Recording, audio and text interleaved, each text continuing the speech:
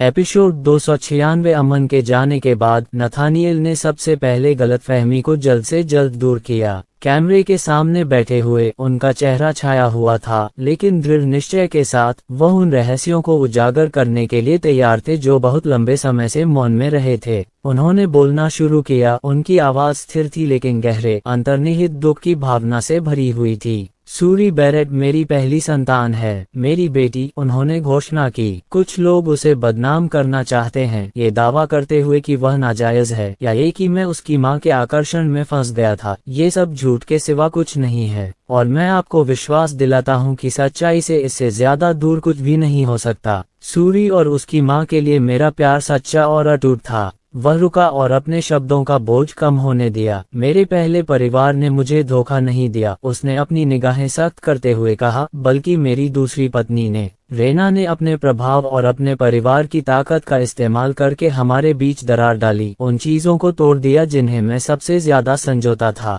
मैंने उसकी चालाकी को अपनी जिंदगी में जहर घोलने और अपनी बेटी के साथ अपने रिश्ते को बिगाड़ने दिया। इसके लिए मैं खुद ही जिम्मेदार हूँ। उनकी निगाहें सख्त हो गईं और उन्होंने कहा, सूरी मेरी पहली संतान है, जो रेना से शादी से भी पहले पैदा हुई थी। हालांकि मैंने हमेशा उसे अपना खून माना है और अब किसी को उसके बारे में झूठ फैलाने की इजाजत नहीं दूंगा। नथानिएल का कबूलनामा एक गंभीर सिर हिलाने के साथ समाप्त हुआ। उसकी आंखों में पछतावे का भाव साफ था। उसने सूरी द्वारा सहे गए दर्द और अन्याय को उजागर किया और उस छल कपट और पाखंड को उजागर किया जिसने उसके परिवार को त्रस्त कर रखा था। वीडियो अपलोड किया गया और तेजी से जंगल की आग की तरह फैल गया, जिसने अनगिनत प्लेटफार्मों पर दर्शकों का ध्यान आकर्षित किया। जनता की प्रतिक्रिया तीव्र और तीव्र थी। सोशल मीडिया, ऑनलाइन फोरम और समाचार माध्यमों में इस खुलासे पर खलबली मच गई और कई लोगों ने शक्तिशाली बैरेट परिवार में हुए विश्वासघात और छल कपट की गहराई पर आश्चर्य व्यक्त किया। सूरी के प्रति सहानुभूति बढ़ी क्योंकि लोगों ने उन्हें एक नए परिप्रेक्ष्य में देखा, एक घोटाले में घिरी हुई शख्सियत के रूप में नहीं, बल्कि क्रूर पारिवारिक सत्ता संघर्ष की शिकार के रूप में। कई लोगों ने नथानिएल की सच्चाई सामने लाने के लिए सराहना की, जबकि कुछ ने इतने सालों तक चुप रहने के लिए उसकी आलोचना की। हालांकि लोगों का ध्यान सूरी के प्रति सम्मान की ओर था, जिसने बिना किसी शिकायत के इतना कुछ सहा था। कुछ लोग तुरंत सूरी के समर्थन में आ गए तथा उनके पिता की विरासत पर उनके दावे का समर्थन करने लगे। दूसरों ने नथानिएल की दूसरी पत्नी की इस दरार को भड़काने में भूमिका के लिए निंदा की और हर तरफ से कड़ी आलोचना हुई। ये कहानी एक गर्म विषय बन गई और वफादारी, विश्वासघात और महत्वाकांक्षा की कीमत पर विभिन्न हलकों में तीखी बहस छिड़ गई।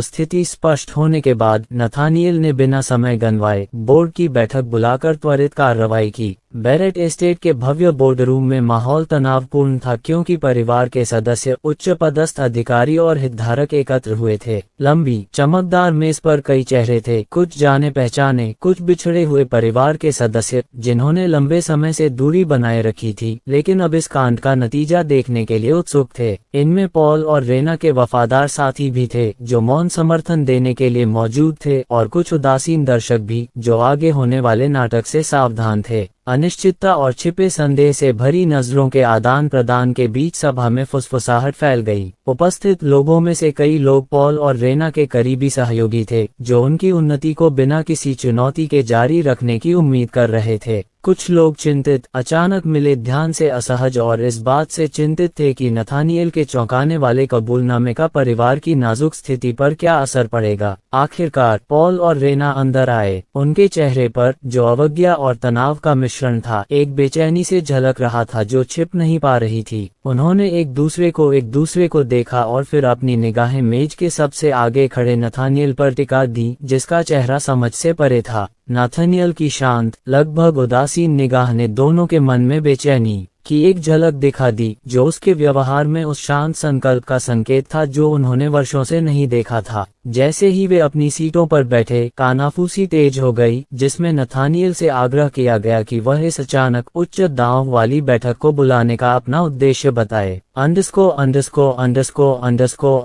बैरेट परिवार की संपत्ति के आलीशान सम्मेलन कक्ष में बोर्ड की बैठक भारी सन्नाटे के साथ शुरू हुई। सबकी निगाहें परिवार के प्रभावशाली मुखिया नथानिएल बैरेट पर टिकी थीं, जो मेज के शीर्ष पर बैठे थे। उनकी निगाहें ठंडी और अटल थीं। इकट्ठे हुए बोर्ड बोर्ड के सदस्यों ने एक दूसरे को सतर्क निगाहों से देखा, क्योंकि उन्हें लग रहा था कि यह कोई साधारण बैठक नहीं होने वाली है। नथानिएल ने भीड़ को चुप कराने के लिए अपना हाथ उठाया। बोलने से पहले उसकी ठंडी आंखें कमरे में घूम रही थीं, उसकी आवाज स्थिर थी, ध्यान आकर्षित कर रही थी। मैंने आप सबको यहाँ एक ऐसे काम के लिए बुलाया है जिसे अब और नजरअंदाज नहीं किया जा सकता। पॉल और रेना ने एक बार फिर एक दूसरे को असहज दृष्टि से देखा। उनकी बेचैनी बढ़ती जा रही थी, फिर भी वे अभी भी अनिश्चित थे कि पॉल का इरादा क्या था। किसी ने परिवार की मर्यादा तोड़ी है, नथानिएल ने घोषणा की। उसकी आवाज में एक ऐसा वजन था जिसने आखिरी बड़बड़ाहट को भी दबा दिया। फिर उसने जानबूझकर एक विराम लिया। उसकी निगाहें कठोर और अटल थीं। जैसे ही उसने अपने शब्दों को आगे बढ़ने दिया, और हमें तय करना होगा कि इसके बारे में क्या करना है। कमरे में गहरी आशा भरी खामोशी छा गई। हर कोई इंतजार कर रहा था और उसे घूर रहा था कि कौन नथानिएल की जांच के दायरे में आएगा और इसके क्या परिणाम होंगे।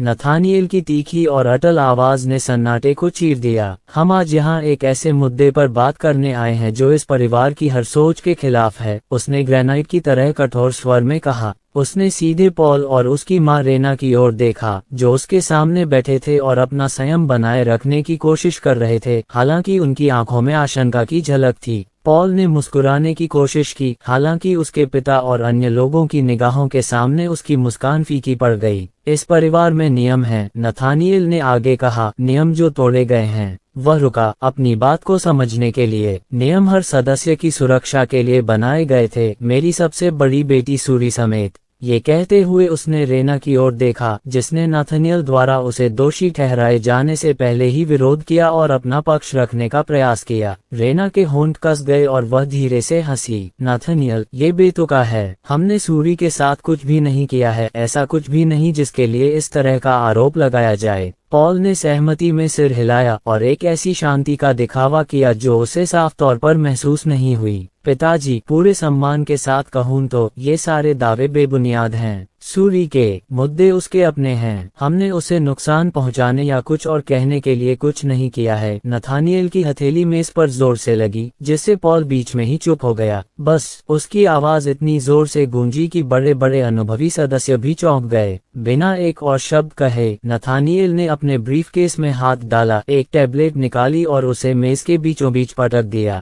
देखो, उसने ठंडे स्वर में कहा। नथानिएल द्वारा टैबलेट फेंकने के बाद एक नौकर आगे आया और वीडियो चलाना शुरू कर दिया। रिकॉर्डिंग से कमरा पॉल और सूरी के बीच तीव्र बहस की आवाजों से भर गया। अस्थिर फुटेज में पॉल का आक्रामक रुख, क्रोध से विकृत चेहरा, गालियां देते हुए चिल्लाना और अंततः सूरी पर झपटना तथा एक व्यक्ति द्वारा उसे पीटना जारी रखना स्पष्ट रूप से बंबई में घटित हुई घटना का दृश्य दिखाई देता है। कैमरे का कोण अस्थिर था, मानो उसे किसी अप्रत्याशित दृष्टिकोण से रिकॉर्ड किया गया हो। वीडियो की खराब गुणवत्ता ने इस बात के सबूतों को छिपाने में कोई मदद नहीं की कि क्या हुआ था। बोर्ड के सदस्य स्तब्ध होकर चुपचाप ये दृश्य देखते रहे और उनकी सांसें थम सी गईं। रेना का चेहरा गुस्से से तमतमा गया जब उसने अपने बेटे की ओर देखा, जो पीला पड़ गया था, आंखें बड़ी हो गई थीं और बिल्कुल अवाक था। वह झुकी, उसकी आवाज जहरीली फुसफुसाहट जैसी थी। तुम इतने मूर्ख कैसे हो सकते हो कि अपनी रिकॉर्डिंग होने दो? पॉल की आंखें घबराहट से चौड़ी हो गईं, उसकी आवाज हताशा में ऊंची हो गई।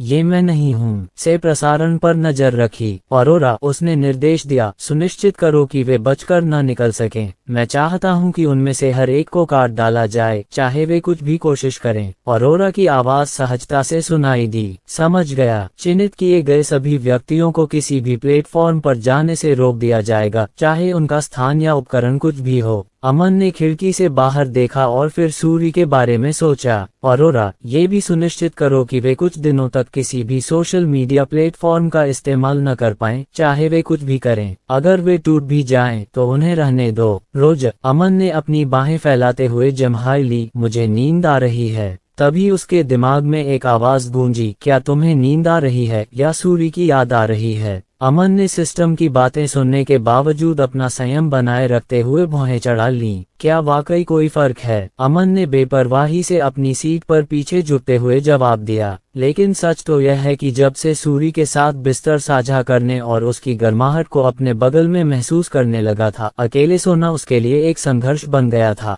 यह एक ऐसा सुकून था जिसका उसे एहसास ही नहीं था कि वह उसे खो रहा था। वहाँ किसी का होना यह अलग एहसास है। ठीक इसीलिए तो मैंने तुम्हें लड़की ढूंढने को कहा था। सिस्टम ने साफ साफ कहा, अगर तुम अकेले ही जियो और अकेले ही मरो तो जिंदगी का क्या मतलब। अमन हंसा, ऐसा नहीं है कि मेरे पास इसके लिए समय था। वैसे मैं पहले किसी की तलाश में भी नहीं था। तो फिर एक सच्चा अकेला इंसान, सिस्टम ने टिप्पणी की। उसकी आवाज में अस्वीकृति का भाव था। अकेलापन आपको मजबूत बनाता है। ये सारी बकवास बिल्कुल बेतुकी है। अगर कोई उसकी कद्र ही न करे तो ताकत और उपलब्धियों का क्या फायदा। अमन हंस पड़ा, सिस्टम के अप्रत्याशित भाषण से अचंभित होकर। तुम बीच बीच में प्रेरक भाषण क्यों देते रहते हो? क्या तुम्हें सिस्टम नहीं होना चाहिए? बस अपने प्रोग्रामिंग कोड पर टिके रहो जो सार्वभौमिक नियमों या किसी और चीज द्वारा बनाए गए हैं। अगर कुछ भी हो तो ये सिस्टम अजीब था। ज्यादातर सिस्टम उत्पादकता पर केंद्रित थे, अपने उपयोगकर्ताओं को कुशलतापूर्वक कार्य पूरा करने के लिए प्रेरित करते थे। लेकिन उसका ऐसा था मानो उसका अपना एक व्यक्तित्व हो। अमन को जरा भी आश्चर्य नहीं होगा अगर वह किसी दिन वर्चुअल रियलिटी की दुनिया में जाए और उसे यह सिस्टम किसी आभासी समुद्र तट पर आराम फरमाता हुआ, डिजिटल कॉकटेल की चुस्कियां लेता हुआ, बिल्कुल उस आलसी नमकीन मछली जैसा दिखता हुआ मिले जिसका वह अक्सर मजाक उड़ाता था। उत्तराधिकारी चुनने का फैसला अभूतपूर्व था। यह एक ऐसा कदम था जो केवल सबसे गंभीर परिस्थितियों के लिए आरक्षित था, लेकिन सभी ने इस निर्णय का स्वागत किया और ऐसा करके नथानिएल ने निर्णायक रूप से उन सहयोगी शाखाओं के लिए किसी भी अवसर को समाप्त कर दिया जो रेना और पॉल का समर्थन कर रहे थे। फिर भी ये स्पष्ट रूप से एक मास्टर स्ट्रोक था और इससे सभी को ये समझ में आ गया कि नथानिएल उनसे कितना निराश था।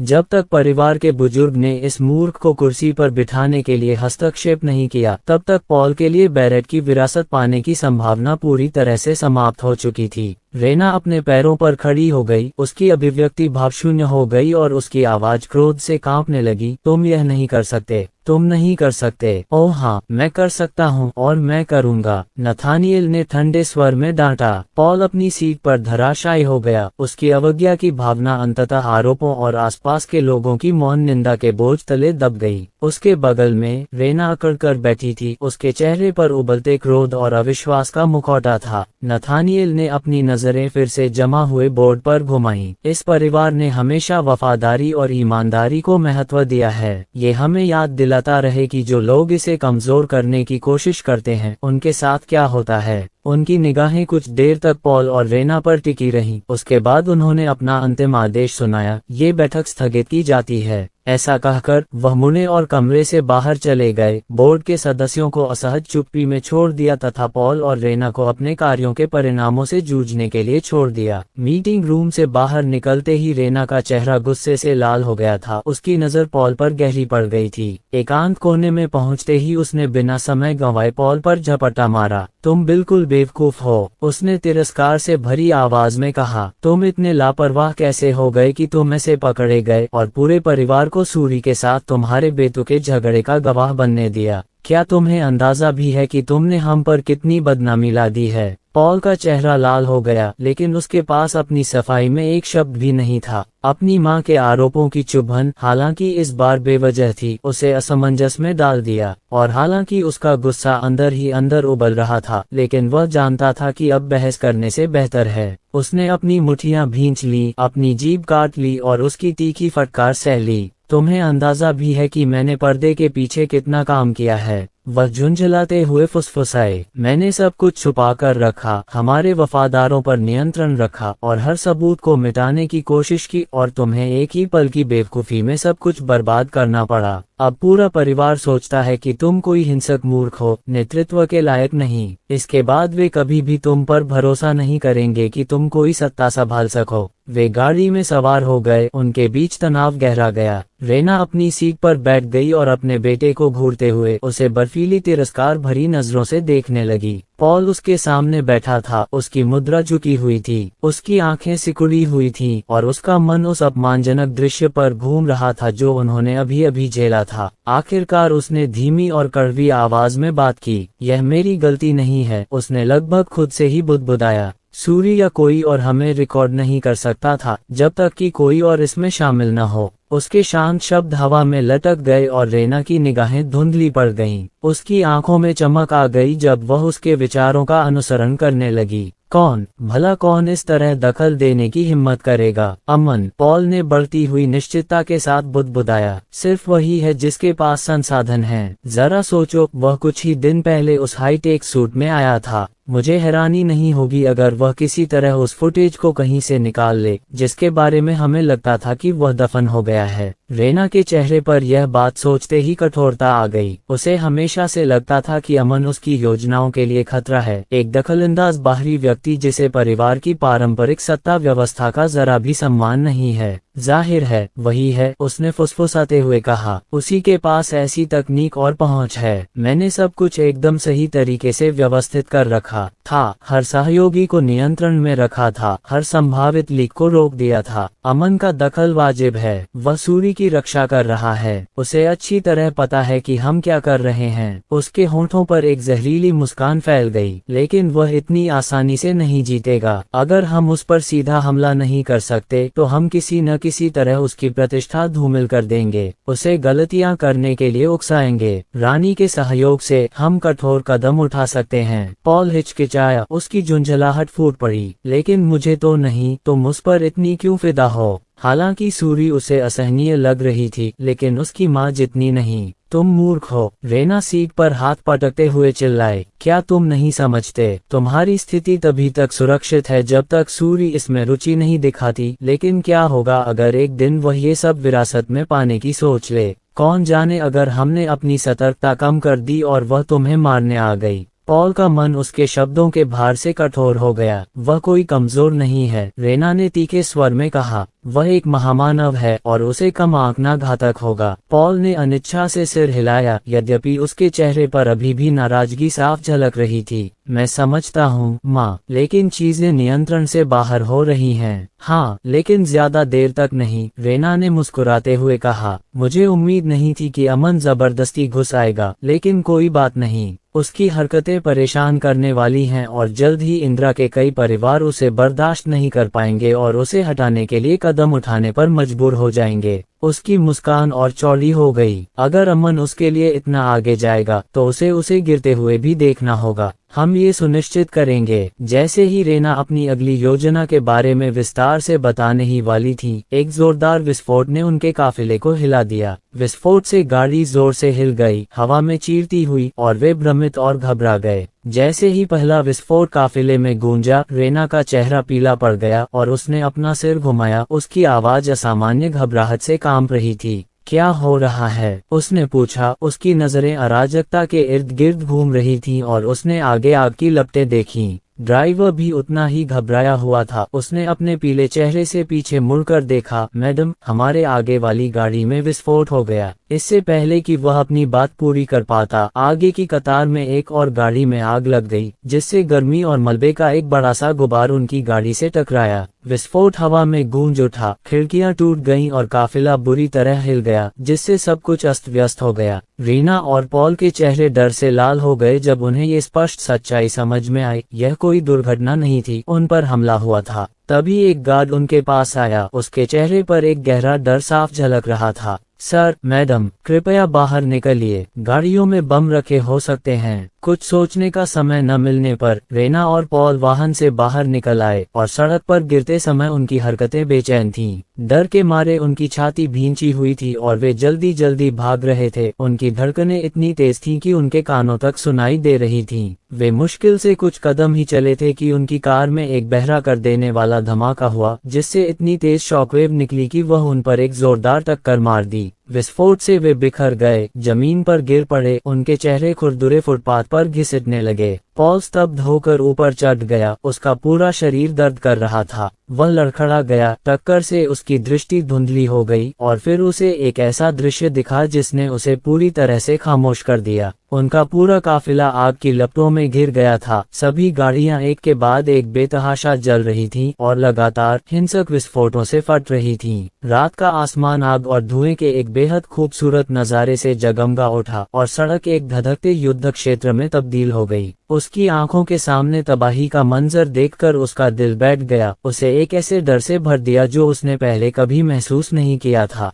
कुछ बचे हुए अंगरक्षक जल्दी से उनके पास पहुंचे और उन्हें और रेना को खींचकर सुरक्षित स्थान पर पहुंचाया और जितना हो सके उन्हें बचाते रहे। लेकिन जैसे ही एक और विस्फोट की शॉकवेव्स ने उन्हें घेरा, उनका संतुलन बिगड़ गया और वे असहाय होकर जमीन पर लुढ़कने लगे। उनके मुंह और फेफड़ों में धूल और धुएं का तीखा स्वाद भर गया। पॉल बड़ी मुश्किल से अपने पैरों पर खड़ा हो पाया। वह कांप रहा था और उसकी हालत बेकाबू थी। उसके सामने का दृश्य अवास्तविक सा लग रहा था। काफिला सुलगते हुए खंडहरों में तब्दील हो गया था। आग की लपटें आसमान छू रही थीं और उनके बचे हुए वाहनों के आखिरी अवशेष जलकर खाक हो रहे थे। रात तबाही के भयावह शोर से भरी हुई थी। पॉल और रेना दोनों स्पष्ट रूप से भयभीत थे और उन्होंने स्वयं को स्तब्ध पाया। उनके दिमाग खाली थे। वे ये सोचने में असमर्थ थे कि क्या करें, जबकि उनके गार्ड उन्हें फिर से संगठित करने और घेरने के लिए संघर्ष कर रहे थे। सौभाग्यवश कुछ क्षणों तक संकरी सड़कों पर इधर उधर उछलने के बावजूद आगे कोई हमला नहीं हुआ। इस बीच थोड़ी दूरी पर एक ऊंची पहाड़ी पर खड़े होकर अराजकता को देखते हुए एक अकेला व्यक्ति आराम से एक स्मूथी पी रहा था। वह नीचे के दृश्य को एक मंद मुस्कान के साथ देख रहा था। उसकी आंखों में आग की चमक प्रतिबिंबित हो रही थी। जैसे ही उसने एक और घूंट लिया, उसने एक छोटी संतुष्ट सांस छोड़ी और स्पष्ट मनोरंजन के साथ खुद से बुदबुदाया, क्या चमत्कारी दृश्य है, मुझे ये बहुत पसंद है।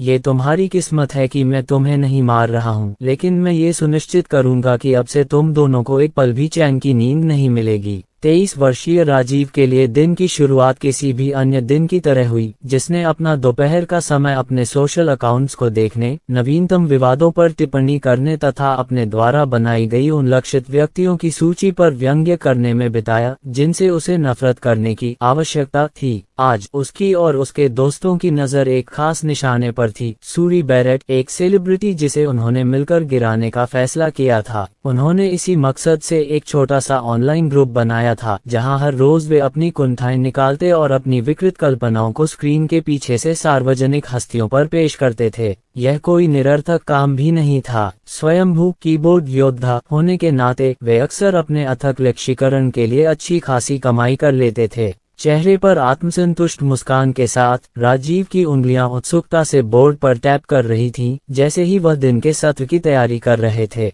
वह ऊंची आवाज में बोला, उसकी आंखें उत्सुकता से चमक रही थीं। देखते हैं यह महिला कितना सहन कर सकती है, ये दिलचस्प होने वाला है। अब तक जोरदार हमला करने के बावजूद सूरी की ओर से कोई खास प्रतिक्रिया नहीं आई, जिससे वह थोड़ा हैरान हो गए। फिर भी उन्हें बस आगे बढ़ने की जरूरत थी। आखिरकार यह उनका काम था। जैसे ही वह अपने सोशल मीडिया अकाउंट पर लॉग इन कर अपनी मनगढ़ंत कहानियां पोस्ट करने के लिए तैयार हुआ, उसे अचानक एक नोटिफिकेशन मिला, शर्तों का उल्लंघन करने के कारण खाता निष्क्रिय कर दिया गया। क्या? राजीव चिल्लाया। उसकी रगों में गुस्से और घबराहट का सैलाब उमड़ रहा था। उसने बार बार पेज रिफ्रेश करने की कोशिश की और दोबारा लॉग इन भी किया, लेकिन वही मैसेज उसे घूर रहा था। क्या हो रहा है? वह बुदबुदाया। उसकी आवाज कांप रही थी। हताश होकर उसने अपना ईमेल चेक किया और जब उसने उसे खोला और मेल भेजने वाले का नाम देखा तो उसके चेहरे से सारा खून सूख गया था। विषय पंक्ति इस प्रकार थी, साइबर धमकी और ऑनलाइन उत्पीड़न के लिए कानूनी कार्रवाई की सूचना। प्रिय राजीव सिंह, हमें आपको ये बताते हुए खेद है कि आपके सोशल मीडिया अकाउंट को बार बार उल्लंघनों, जिनमें व्यक्तियों को निशाना बनाना, परेशान करना और मानहानि करना शामिल है, के कारण स्थायी रूप से निलंबित कर दिया गया है। आपके कृत्य साइबर बुलिंग रोकथाम अधिनियम, ऑनलाइन उत्पीड़न संरक्षण कानून और मानहानि अधिनियम का उल्लंघन करते हैं। यह आचरण अनुच्छेद 66 बी के अनुसार आपराधिक जांच के अधीन है और इसके निष्कर्षों को न्यायालय में प्रस्तुत किया जा सकता है। आपको सलाह दी जाती है कि आप सभी मानहानिकारक गतिविधियां तुरंत बंद कर दें और ऐसा न करने पर आगे की कार्रवाई की जाएगी, जिसमें औपचारिक आरोप और संभावित दंड शामिल हैं। कानूनी प्रतिनिधित्व की अनुशंसा की जाती है। सम्मान, साइबर सुरक्षा और कानून प्रवर्तन प्रभाग ______।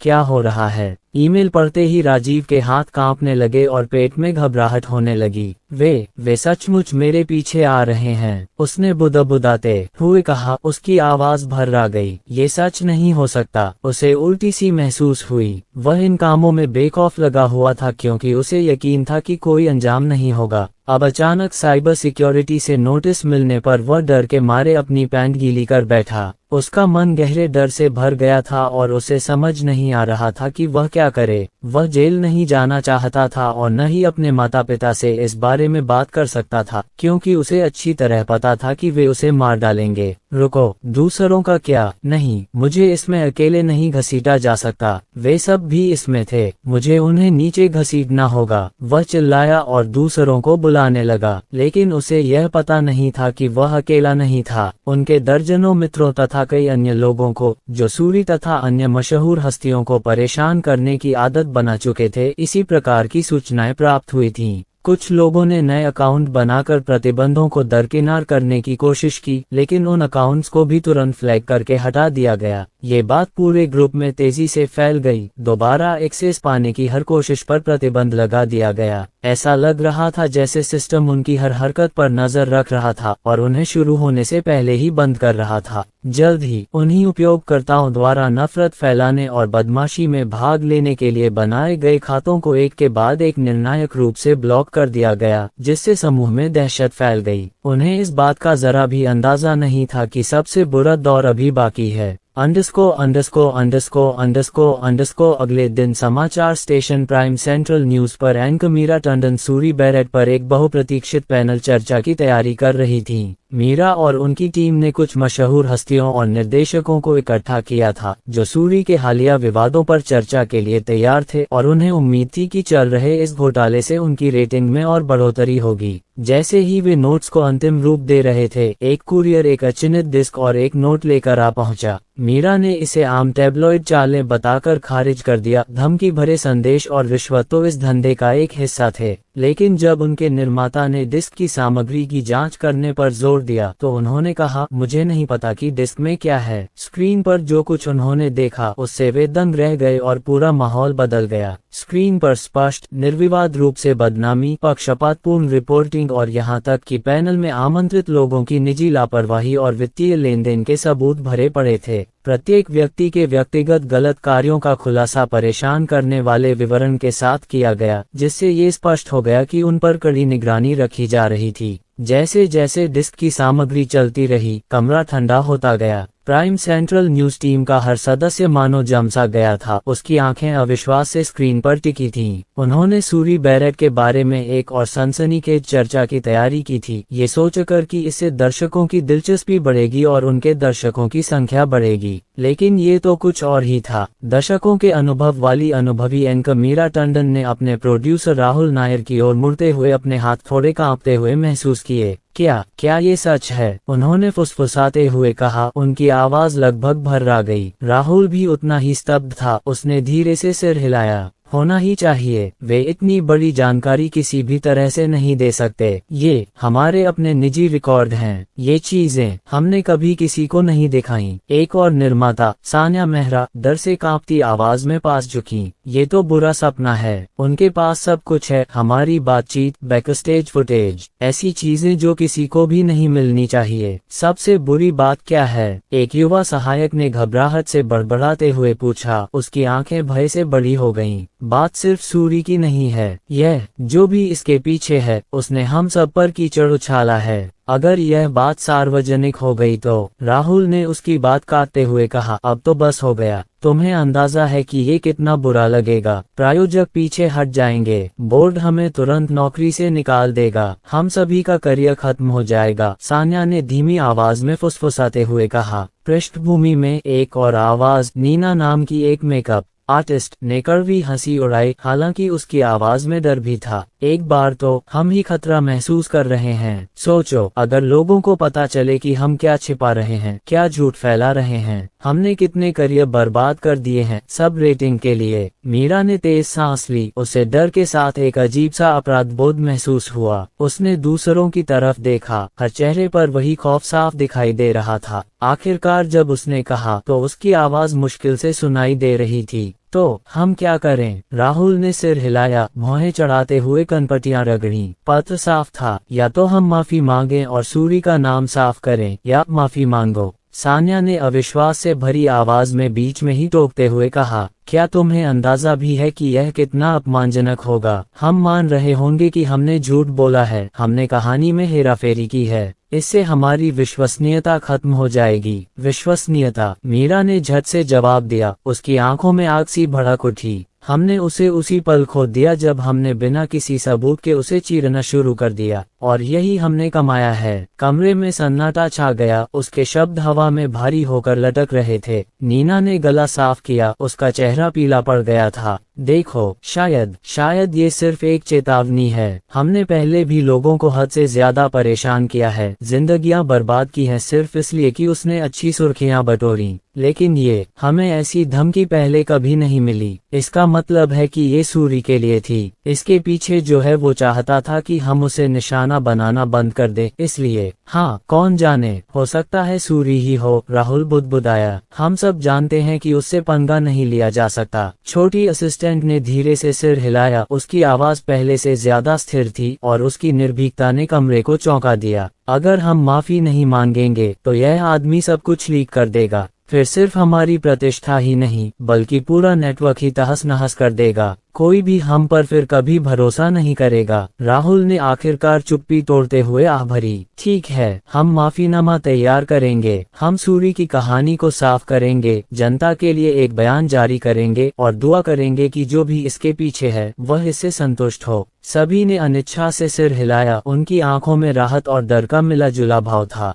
लेकिन जैसे ही वे अपनी माफी के शब्दों पर चर्चा करने लगे, मीरा की स्क्रीन पर एक संदेश चमक उठा। एक और ईमेल सूचना। उसने कांपते हाथ से उस पर क्लिक किया और सभी लोग उसे पढ़ने के लिए इकट्ठा हो गए। यह आपकी आखिरी चेतावनी है। आधी रात तक माफीनामा जारी कर दीजिए। सुनिश्चित कीजिए कि यह हर प्लेटफॉर्म तक पहुंच जाए। कोई संपादन नहीं, कोई चूक नहीं, वरना आपका करियर, आपकी जिंदगी और इतने सालों में आपने जो कुछ भी हासिल किया है सब बर्बाद हो जाएगा। अल्टीमेटम ने उन पर हथौड़े के वार जैसा असर डाला। मीरा धीरे से सांस छोड़ते हुए पीछे झुक गई। हमारे पास कोई चारा नहीं है, हमें ये करना ही होगा। राहुल का चेहरा सख्त हो गया जब उसने कमरे में इधर उधर देखा। तो चलो इसे पूरा करते हैं। हम 1 घंटे में लाइव होने वाले हैं। हमारे पास इसे ठीक करने का एक ही मौका है। _ 1 घंटे बाद प्राइम सेंट्रल न्यूज लाइव हुआ। मीरा कैमरे के सामने गंभीर भाव से बैठी थी। उनके दोनों ओर राहुल और सान्या खड़े थे।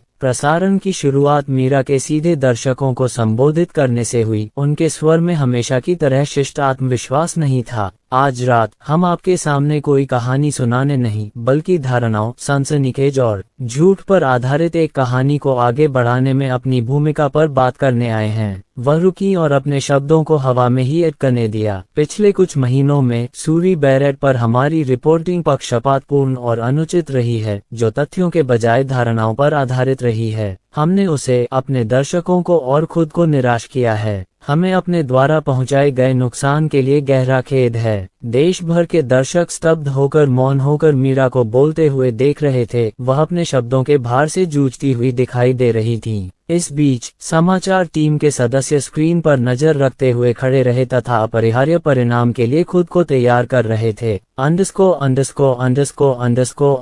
मीलों दूर एक निजी विमान में सवार अमन ने अविचल दृष्टि से प्रसारण पर नजर रखी। अरोरा, उसने निर्देश दिया, सुनिश्चित करो कि वे बचकर न निकल सकें। मैं चाहता हूं कि उनमें से हर एक को काट डाला जाए, चाहे वे कुछ भी कोशिश करें। अरोरा की आवाज सहजता से सुनाई दी। समझ गया। चिन्हित किए गए सभी व्यक्तियों को किसी भी प्लेटफॉर्म पर जाने से रोक दिया जाएगा, चाहे उनका स्थान या उपकरण कुछ भी हो। अमन ने खिड़की से बाहर देखा और फिर सूरी के बारे में सोचा। अरोरा, ये भी सुनिश्चित करो कि वे कुछ दिनों तक किसी भी सोशल मीडिया प्लेटफॉर्म का इस्तेमाल न कर पाएं, चाहे वे कुछ भी करें। अगर वे टूट भी जाएं, तो उन्हें रहने दो। रोज, अमन ने अपनी बाहें फैलाते हुए जम्हाई ली। मुझे नींद आ रही है। तभी उसके दिमाग में एक आवाज गूंजी, क्या तुम्हें नींद आ रही है या सूरी की याद आ रही है? अमन ने सिस्टम की बातें सुनने के बावजूद अपना संयम बनाए रखते हुए भौहें चढ़ा लीं। क्या वाकई कोई फर्क है? अमन ने बेपरवाही से अपनी सीट पर पीछे झुकते हुए जवाब दिया। लेकिन सच तो यह है कि जब से सूरी के साथ बिस्तर साझा करने और उसकी गर्माहट को अपने बगल में महसूस करने लगा था, अकेले सोना उसके लिए एक संघर्ष बन गया था।